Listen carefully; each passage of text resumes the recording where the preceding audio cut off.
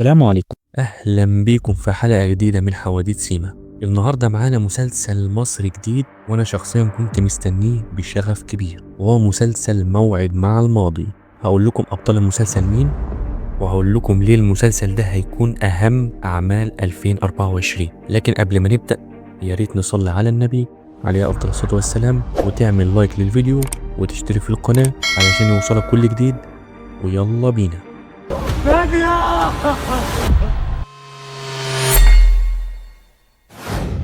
3 2 1 هوا. مسلسل موعد مع الماضي مأخوذ عن قصة العمل المكسيكي هو كيلد سارة، لكن النسخة المصرية تعدلت علشان تكون مناسبة مع الثقافة المصرية. المسلسل من إخراج سدير مسعود، ومن تأليف محمد المصري، ومن إنتاج محمد مشيش.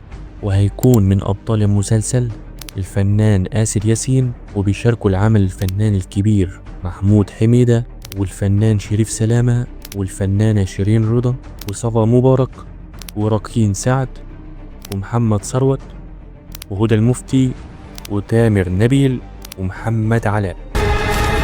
أنا مش هرتاح لحد ما انتقم من اللي قتل نادية. مسلسل موعد مع الماضي بيتعرض على نتفليكس، وبيتميز انه مكون من 8 حلقات بس، يعني جرعة مكثفة من الدراما والإثارة والتشويق. والمسلسل ده تم تصويره في 3 سنين، يعني أخد وقته كويس جدا. والصراحة المسلسل بيضم أبطال جامدين جدا، يعني مثلا آسر ياسين اشتغل على نفسه كويس جدا في مشاهد الأكشن، ومحمد ثروت الصراحة غير من جلده من أعماله اللي فاتت. العمل ده الصراحة مختلف جدا عن أعماله اللي فاتت خالص. والفنان محمد علاء اشتغل على نفسه جدا في مشاهد الأكشن، وعامل لياقة بدنية كويسة جدا بحيث تكون مناسبة مع المسلسل.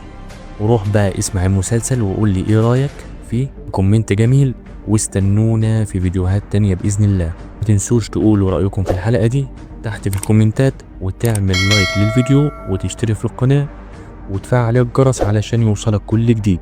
اشوفك في حدوتة جديدة بإذن الله. سلام.